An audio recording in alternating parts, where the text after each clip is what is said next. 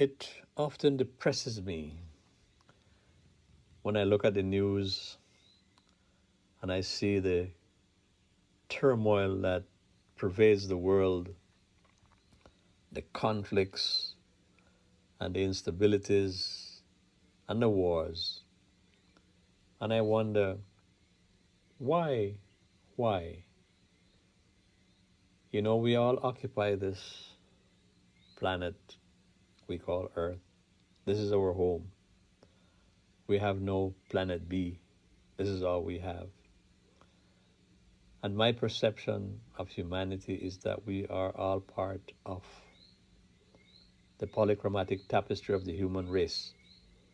Wherever we live, whatever philosophy we embrace, whatever the color of our skins are, we are all part of the human family. And it is so important that we respect each other and try to live in harmony on this planet. But instead, we fight and kill each other. And it depresses me sometimes when I hear people say that it is necessary to fight wars sometimes to achieve peace. And unfortunately, too many world leaders believe this pernicious illusion and see wars as a path to peace. But the reality is far more complex and troubling. And here are some of the reasons why war is not a good solution to achieve peace. When you look at the human cost, wars lead to immense loss of life and suffering. Civilians, soldiers, innocent children, and entire communities are devastated, leaving scars that can last for generations. And many of the people who die and suffer, they actually have nothing to do with why the wars are being fought. They're just victims. And sometimes they are labeled as collateral damage. They have to suffer and die because somebody decides that war is necessary. And when we look at the economic impact, the financial burden of wars are enormous.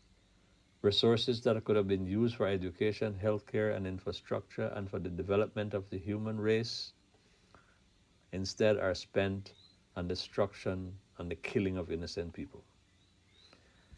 You look at the psychological trauma, the mental health impact on survivors, including soldiers and civilians and children, which can have a profound and long-lasting impact. Depression are a common feature of the aftermath of wars. Political instability. Wars can lead to the collapse of governments and political systems, creating power vacuums and further conflict instead of fostering peace. It often results in ongoing instability and more wars. Environmental destruction. The environmental toll on war is significant globally.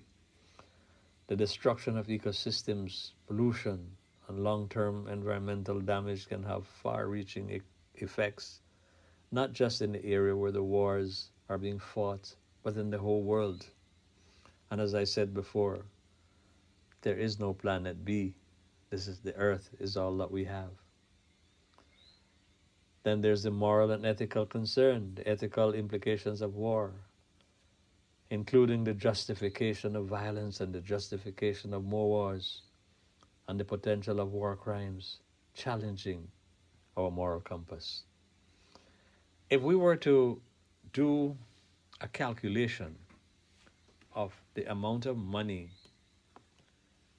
that the major countries of the world spend in amassing weapons of mass destruction because they wanted to be prepared to kill the other group of people better than the other group of people can kill them. And even if there is no immediate threat, they want to be prepared that just in case there is a threat, I can kill you better than you can kill me. And the trillions of dollars which are spent to create weapons of mass destruction could instantly eliminate poverty and distress, create proper health care for all the peoples of the world. But instead, no, we can't do that. We have to create weapons of mass destruction just in case we have to kill other people. True peace is achieved through dialogue and understanding and cooperation.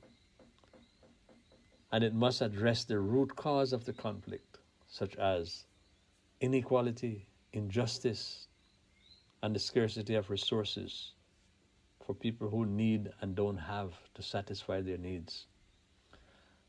And this has to be astutely addressed through patience and diplomacy, but it is the only sustainable path to lasting peace. Sounds good, but do I have some other recommendations? Or is there an alternative to war and violence and upheavals? Yes, I do believe that the Baha'i Faith offers a holistic alternative to all of these things. The Baha'i Faith offers a unique perspective. It offers a whole new mindset, a whole new way of looking at things. And here are some of the teachings that can contribute to global harmony. The unity of humanity. The Baha'i Faith emphasizes the oneness of humanity, meaning that we're all human beings, we're all God's children, regardless of what the color of our skins are, wherever we live. We're part of this global mix. And there is no reason for us to fight each other. And this belief fosters a sense of global brotherhood and encourages people to see beyond their differences, because there will always be differences. The Baha'i Faith advocates for universal education, because education is seen as a key element in achieving peace. The Baha'i Faith promotes universal education to eradicate ignorance and enable individuals to contribute positively to society. The equality of men and women, which I will speak of later on as well. Gender equality is fundamental. It's a fundamental principle in the Baha'i Faith. By empowering women and ensuring their equal participation in all aspects of life, a more balanced and peaceful society can be created. Spiritual solutions to economic problems. The Baha'i Faith teaches that economic problems have spiritual solutions. Concepts like the elimination of the extremes of wealth and poverty are central to creating a just and peaceful world. World governance. The Baha'i Faith advocates for a system of global governance that ensures justice and fairness for all nations. This includes the establishment of international laws and institutions to resolve conflicts peacefully. Consultation and dialogue. The principle of consultation is integral to the Baha'i administrative order. It encourages collective decision-making through open and respectful dialogue, which can be applied to resolve conflicts at all levels. All levels. Service to humanity. The Baha'i Faith teaches and emphasizes the importance of serving humanity. Acts of service promote compassion, understanding, and cooperation, contributing to a more peaceful world. By incorporating these principles into our daily lives and encouraging others to do the same, the Baha'i Faith aims to create a world where peace is not just an aspiration, but a reality. But it is a reality that we have to make it realized. The Baha'i Faith has a rich tapestry of teachings that are centered around the unity of humanity and the improvement of society. And here are some of the key teachings. The oneness of humanity. The Baha'i Faith emphasizes that all human beings are part of a single family. This principle encourages the elimination of all forms of prejudices and differences and promotes unity and understanding among diverse groups. The independent investigation of truth. Followers are encouraged to seek truth for themselves rather than blindly following others. This principle fosters a spirit of inquiry and personal growth. And here again I will repeat the equality of men and women. Gender equality is a fundamental teaching of the Baha'i faith. It is believed that men and women are equal in the eyes of God and should have equal opportunities and rights in all aspects of life.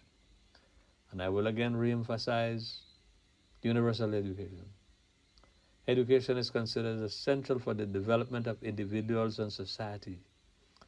The Baha'i faith advocates for universal access to education and to enable everyone to reach their full potential. And if we can recall or take a step back in history during the days of slavery,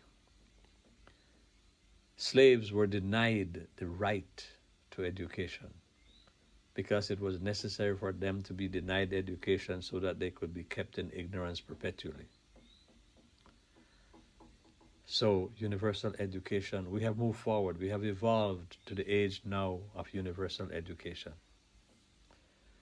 There is the harmony of science and religion. The Baha'i faith teaches that science and religion are complementary and should work together in harmony. Both are seen as essential paths to understanding and progress. Re-emphasizing again the elimination of the extremes of wealth and poverty, the faith promotes economic justice by advocating for the elimination of extreme wealth and poverty. It emphasizes the need for a fair distribution of resources. World peace. Achieving world peace is a central goal. The Baha'i faith encourages international cooperation, disarmament, and the establishment of a global institution to maintain peace and security. Service to humanity. Acts of service and helping others are highly valued. The Baha'i faith teaches that serving humanity is a way to draw each other or everyone closer to God and contribute to the betterment of the world. Environmental stewardship. As I said before, there is no planet B, so we have to take care of the natural resources of the world, which takes care of us. Respect and care for the environment are highly emphasized. The Baha'i teachings advocate for sustainable living and the protection of the natural world. These teachings aim to foster a global society based on justice and unity and peace. They provide a framework for individuals to lead meaningful lives and contribute positively to the world. Baha'u'llah, the founder of the Baha'i faith, said, "The best beloved of all things in my sight is justice. See that thou turnest not away therefrom, if thou desirest me." And what are the reasons for the social unrest that we often have? It is when people perceive that they are being treated unfairly or that their rights are being violated. So they resort to protest, strikes, and riots, and sometimes this leads to widespread insurrections and all different kinds of problems, sometimes even leading as far as to war.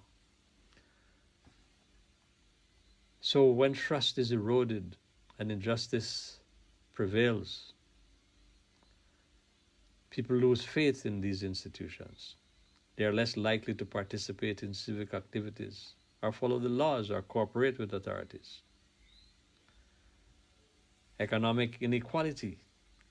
Injustices often lead to economic disparities, where certain groups of individuals are denied opportunities, fair wages, and access to resources. This can create a cycle of poverty and inequality that is difficult to break.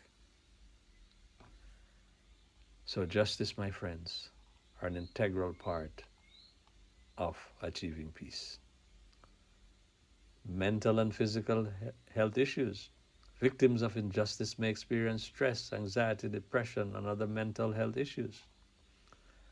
Additionally, prolonged exposure to injustice and inequality can lead to physical health problems such as chronic illnesses and reduced life expectancy. Violence and crime. In societies where injustice is prevalent, there is often an increase in violence and crime. People may turn to criminal activities as a means of survival or as a way to seek retribution for perceived wrongs. Divisiveness and polarization. Injustices can create deep divisions within society, pitting different groups of people against each other. This polarization can lead to a breakdown in social cohesion and make it difficult to achieve collective goals. The hindrance and development. Societies plagued by injustices often struggle to achieve sustainable development. Inequities and conflicts can hinder growth, economic growth and educational progress, and overall societal advancement. Injustice undermines the very foundation of a just and peaceful society. Addressing and rectifying injustices is crucial to building a more equitable, harmonious, and prosperous world. And I repeat again, as Baha'u'llah said, the best beloved of all things in my sight is justice. See that thou turnest not away therefrom if thou desirest me. And if justice prevails, peace will also prevail.